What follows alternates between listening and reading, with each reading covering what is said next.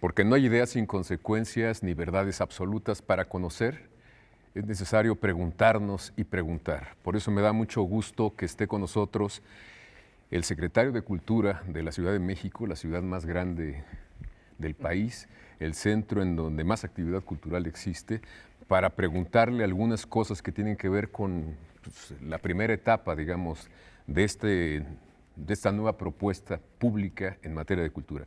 Gracias, señor secretario, por estar aquí. No, al contrario, gracias Javier por invitarme aquí a estar en este programa y dar la oportunidad de poder, en efecto, hablar sobre qué es lo que estamos haciendo en esta maravillosa ciudad en donde yo te quiero decir que la cultura aflora por donde menos te imaginas y que es precisamente la coordinación de todas esas iniciativas culturales algo que nos ha llevado a primer término, asumir como un eje de política pública, un eje de gobierno, es el cuarto eje de gobierno del programa de la doctora Sheinbaum, el hecho de hacer de esta ciudad una capital cultural, una capital en donde la cultura comunitaria sea una de las acciones más concretas a través de esta red de pilares, de los puntos de encuentro, de interacción, etcétera, de artes y oficios,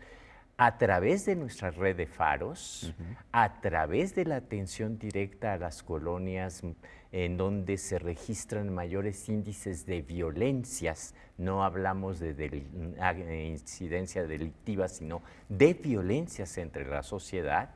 Dos, la política de recuperación del espacio público con actos y eventos masivos que garantizan el derecho de acceso a la cultura de habitantes y visitantes de esta ciudad, que el año pasado conllevó la organización de 14 grandes festivales y la atención en redondo de 16 millones de personas que acudieron a esas convocatorias que llenaron plazas y avenidas a través de las diferentes propuestas que creadores ejerciendo sus derechos, que actores ejerciendo sus derechos, que músicos ejerciendo sus derechos culturales conformaron como el atractivo más relevante en el espacio público. Entonces a la gente sí le importa la cultura, sí consume cultura. Y mucho, mucho. ¿Eso genera economía, digamos, dinero? Pero por supuesto, si tú lo ves desde el ámbito desde el pequeño comerciante hasta la apuesta turística, la apuesta de la gastronomía, etcétera, todo está entreverado. Es decir, estamos asumiendo una visión de cultura mucho más antropológica que con antelación se tenía un poco como un nicho de culto casi. Bueno, ¿no? Eran eventos, exacto, un concierto o algo nada más. Efectivamente, aquí no, aquí hay, para nosotros en el gobierno de la ciudad, este número de personas que nos dieron su voto de confianza de salir a la calle, de llenar un espacio público, de aguantar de repente bajo desfiles de Día de Muertos la lluvia, el frío y estar allí permanentemente, el mensaje es claro. Queremos el espacio público para el uso, gozo y disfrute y el ejercicio de nuestros derechos culturales. Claro, y lo llevaron a cabo y es una muestra contundente. Efectivamente. Pero si se multiplicaron, digamos, estas ganas de hacer uso del espacio público, los problemas también, supongo, ¿no? ¿Violencia hubo? No hubo violencia. ¿Tenemos comparativos con otros años? Eso es lo más importante. O sea, siempre habíamos nosotros notado de que las grandes concentraciones gratuitas tienden a ser mucho más pacíficas de lo que los escenarios tradicionales dicen. Claro. Que a mayor número de personas es mucho mayor el índice del robo sin violencia, etcétera, etcétera, etcétera. Bueno, eso se ha venido demostrando y de manera contundente el año pasado de que esas grandes concentraciones son solidarias y que eso lo sabe quien delinque y por tanto evita. O sea, parte fundamental del quehacer irresponsable y sobre todo condenable de estos procesos delictivos es tratar de buscar la debilidad del otro para poder sorprender y para poderlo atracar, Claro. fundamentalmente, o generar el pavor Claro. para también que se ceda más fácilmente la propiedad o lo que tenga uno de valor. El hecho de ver a la gente contenta, unida, fortalecida en un ambiente común, en donde priva sobre todo un sentimiento de fraternidad. No compartan el gusto por algo, claro. Para mí, digo que nuestro gran doctorado de todo este año fue, pues Radical Mestizo fue una apuesta muy arriesgada, muy importante, en donde nos dimos cuenta de que los adolescentes y los jóvenes adultos jóvenes son mucho más responsables de lo que nosotros nos imaginábamos, porque se permitía la entrada con alcohol siempre y cuando no llevaran lata ni botella. Entonces, al momento en que tú dices, no, es que sí puedes entrar, pero lo tienes que vaciar en algo que no puedas arrojar, etcétera, la misma gente te decía, ¿sabes qué? No, mejor, y dejaban en el bote de basura. No tuvimos problemas de tener que remitir a nadie por exceso de alcohol, o sea, fue increíble eso. Cuando tú lo prohíbes, entonces te retan. Cuando tú lo permites, dicen, no, pues si venimos a pasarla bien, ¿no? Entonces, tranquilos. Y lo mismo pasó en Nochevieja, Año Nuevo, con Ángeles Azules, Sonora Dinamita. Es 31 de diciembre, noche libre, cerca de Zona Rosa, con tantos restaurantes, tantas tiendas de autoservicio, de conveniencia, etcétera. Bueno, había gente que sabe que beber en vía pública no es lo correcto, pero tampoco tuvimos que remitir a nadie a juzgados cívicos. Ni a una persona. Ni a una persona. O sea, porque hay otro ambiente. Ánimo, claro. O sea, la calle es nuestra y estamos aquí disfrutándola y ejerciendo cultura, ejerciendo nuestros derechos culturales. Podemos bailar al ritmo que queramos, podemos brincar al ritmo que también nos marque nuestros grandes ídolos, en fin. O sea, ha sido un cambio radical en ese sentido y el mensaje es claro, queremos la calle para vivirla, no para temerla. Ese sería un corolario de la experiencia de 16 millones de personas en el espacio público de la ciudad. Tenemos que ir a un corte y regresamos contigo. Claro que sí.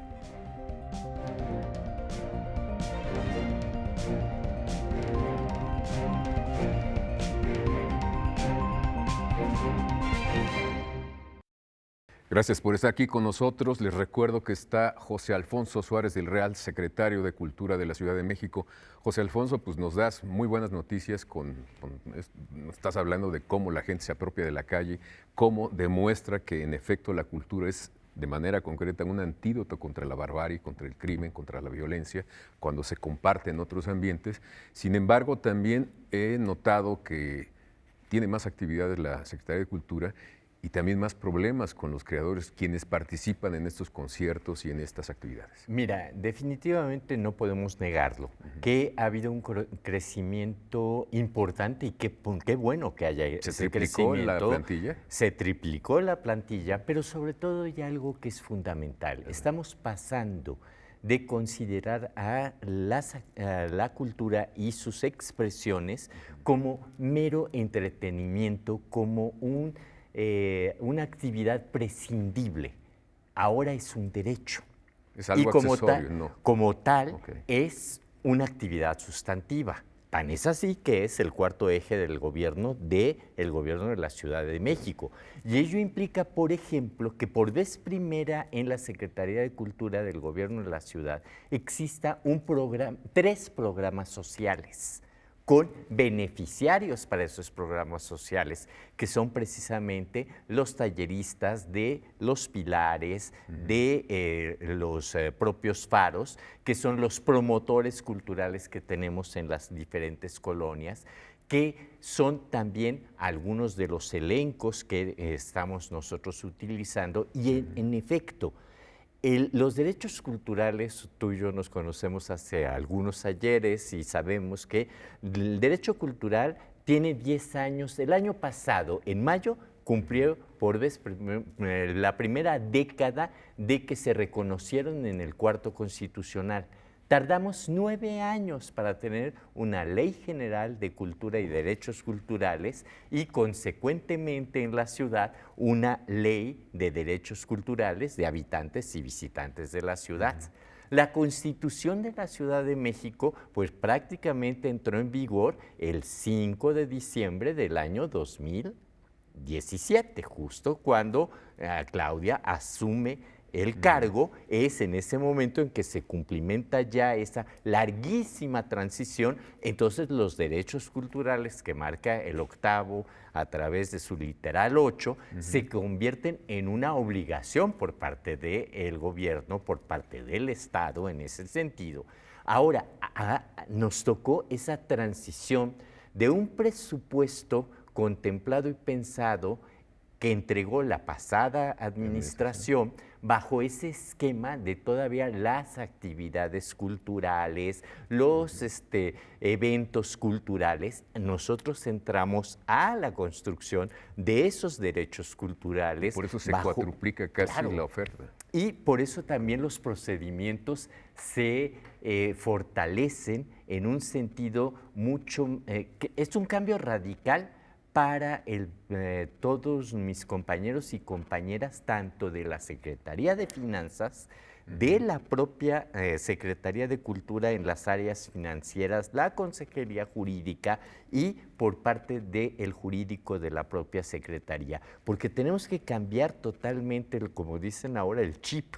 O sea, antes hacíamos eventos y los eventos los podías tú subcontratar a través de un tercero que te facilitaba mucho. Es lo común eso, ¿no? Exacto, es lo común. Te facilita el proceso, tú no te tienes que meter con los elencos, tú contratas todo un paquete que te entrega los fierros, como ya no es se así. dice. Ahora, como tenemos que garantizar el derecho del creador, del actor, del músico, etcétera, la instrucción del 27 de diciembre de la doctora Sheinbaum es: explórese durante todo el año 2020 la nueva modalidad de contratación directa con los elencos y la Secretaría de Cultura. Y ya vengo justo el día de hoy a las 2 de la tarde, tuvimos una reunión para ver un primer machote de contrato entre los 103 grupos que quedaron seleccionados para las artes escénicas en el Teatro de la Ciudad y tener un contrato ya directamente con ellos, como un beneficio para esos grupos. Y ese mismo contrato es el que pensamos nosotros, es un convenio, replicar en este momento con los elencos de grandes festivales. E ir construyendo esta nueva relación a efecto de que no haya un intermediario entre los elencos, entre los artistas, entre los creadores y la propia Secretaría. Entonces sí les van a pagar a quienes les deben ahora. Se Porque está dijiste pagando, una cosa muy arriesgada. No, se está pagando. Se está pagando. Y por eso lo dije. O sea, pero dijiste, si no me voy. Si el 31 no. de enero no está pagado lo que se adeuda, más bien nos van a dar las gracias a quienes estamos nosotros tratando esto, porque sí seguimos haciendo el procedimiento. Esto implicó un seguimiento casi 2, 3 veces al día de ver cómo están, qué falta, cómo va, qué está haciendo falta que nos presenten, etcétera, etcétera. Se ha venido generando una baja muy importante del adeudo que se tenía. Y la idea, hoy era uno de los puntos que debatíamos, es que terminando tu presentación, etcétera, tienes 5 días hábiles para presentarnos recibo, factura o lo que se haya solicitado. Se revisa 5 días por parte de la administración, que tengan todos los datos fiscales, etcétera, No, sí. y tenemos 20 días hábiles para liquidar. Lo que nos permite, y esta es la prueba que estamos haciendo con estas 103 compañías que quedaron contempladas en la convocatoria del Teatro de la Ciudad, es que nos permite además crear el calendario de pagos, porque tenemos las compañías que van a estar empezando en febrero y las que van a estar en diciembre. Ya las tenemos todas previstas, entonces sabemos en 5 días que terminan su temporada o claro. su única presentación, bueno, es tal fecha, tanto para recibir, nosotros ingresar la factura al sistema, para en 20 días tener previsto el pago. Oye, lo que estoy viendo entonces es que estos cambios Están revolucionando pacíficamente la forma de garantizar los derechos culturales. pero tiene que ver con un entramado administrativo, Así es. jurídico y Exacto. de multiplicidad de funciones. Exactamente. Bueno, ya hay más grupos, ya hay más participación de actores, de gente que se dedica a hacer cultura, ¿no? En efecto, en efecto. Y creo que hay este sentimiento y esta percepción de que juntos lo tenemos que hacer, no peleándonos, ¿no? Sino construyendo juntos este camino.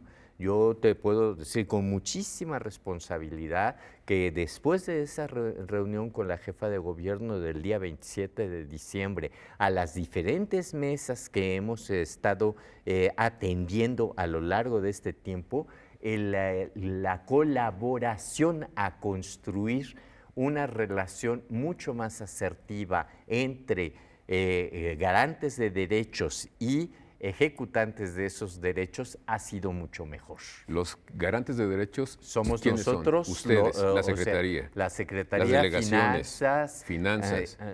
Las delegaciones no, acuérdate que ahora son alcaldías que Alcaldías. tienen su propia ley, que en Claro. materia de cultura tienen cierta autonomía para lo que es sus programas culturales propios. Sin embargo, nosotros llevamos una excelente relación con las alcaldías y tenemos un programa que se llama Cooperando, es decir, operación en conjunto o de manera cooperativa, y a través de ese programa van a ellos a empezar a utilizar estos nuevos esquemas que garanticen esta mejor relación de respeto a los derechos culturales de todos. Tenemos que ir a un corte y regresamos contigo. Claro que sí. Hay mucho de qué hablar todavía. No.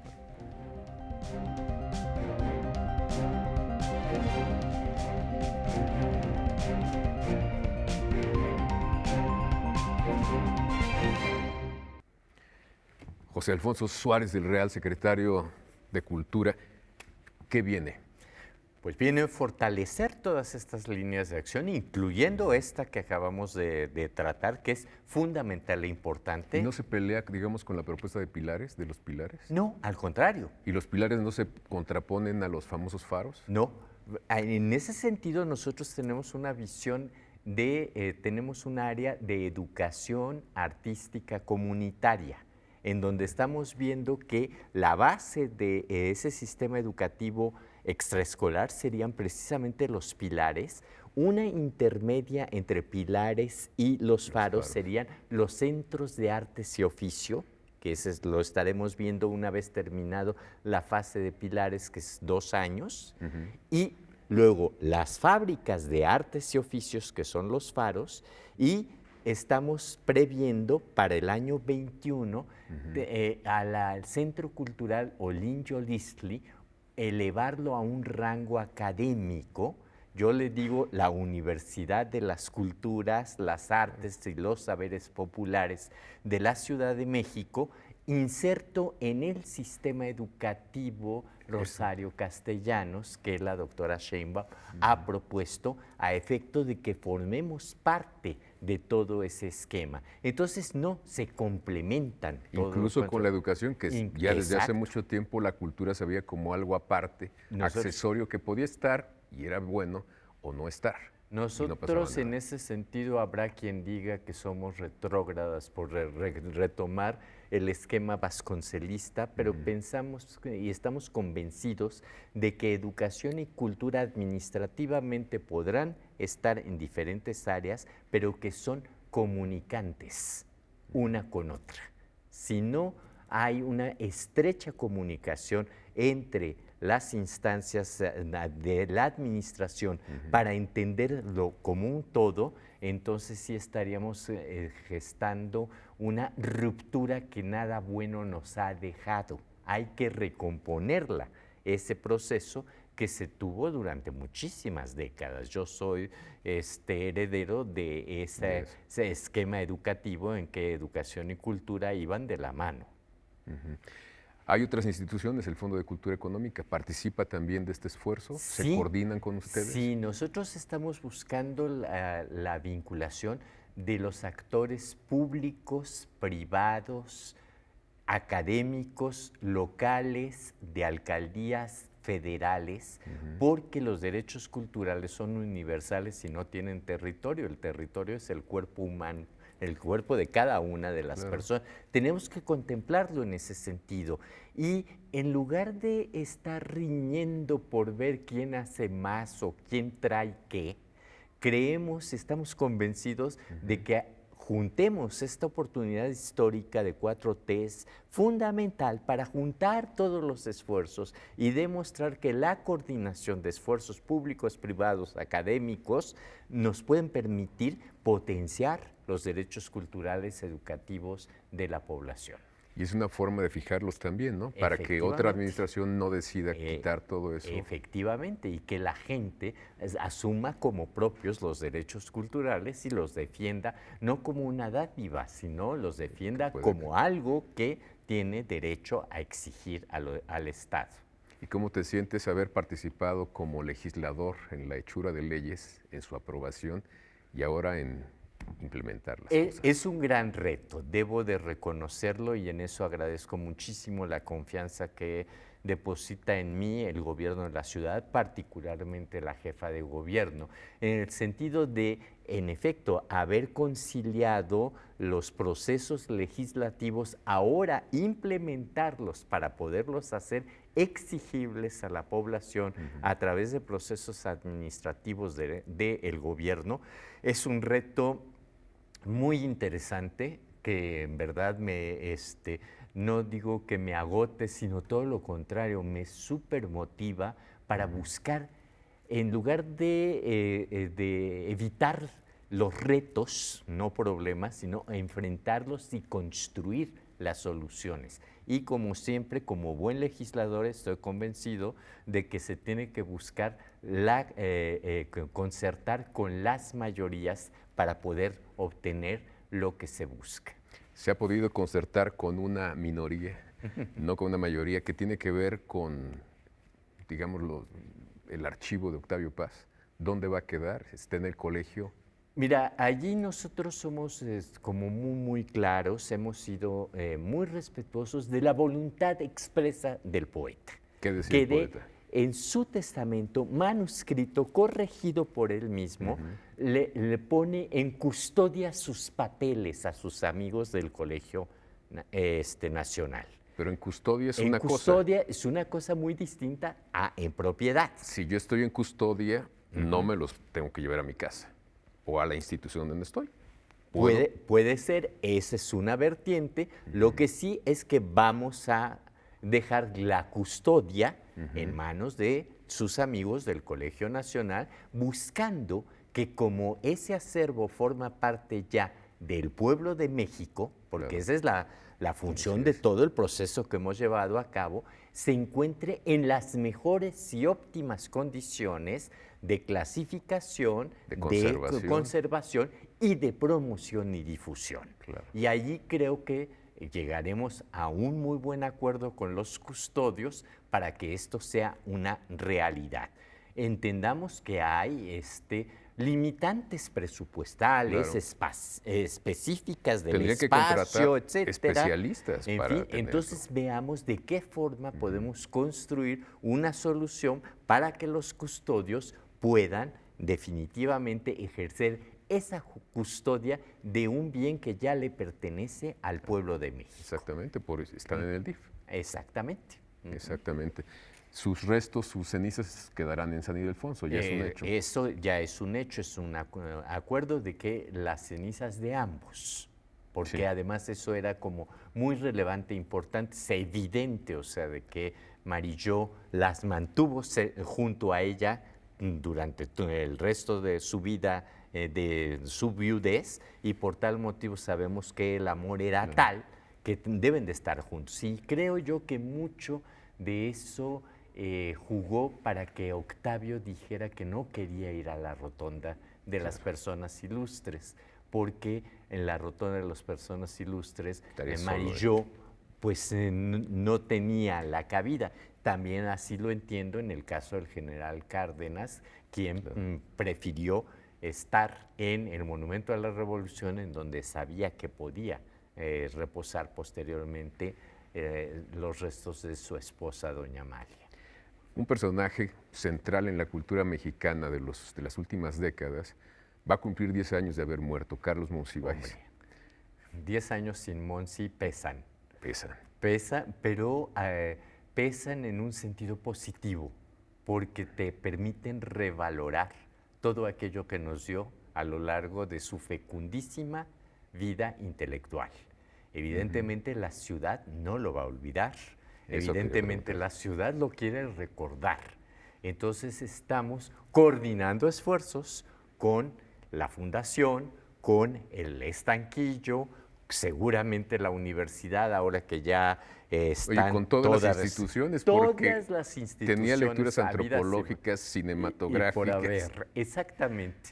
Y bueno, comentarte que el día de ayer la doctora Sheinbaum entregó una segunda fase de la apertura del Palacio del Ayuntamiento, entregando una sala de exposición permanente que habla de los movimientos sociales, del movimiento urbano y popular. Le estamos dando esa visibilidad a nivel de museístico a estos invisibles que son constructores de muchas de las colonias, de muchas de las unidades habitacionales que tenemos.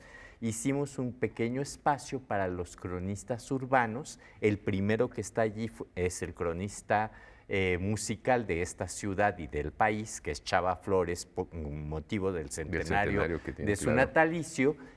Habrá una área de exposición temporal que va a abrir con las mujeres de la ruptura, y la siguiente exposición coincidirá con Carlos Monsiváis a 10 años, y en el área de los cronistas urbanos vamos a poner a su cronista favorito, Guillermo Prieto.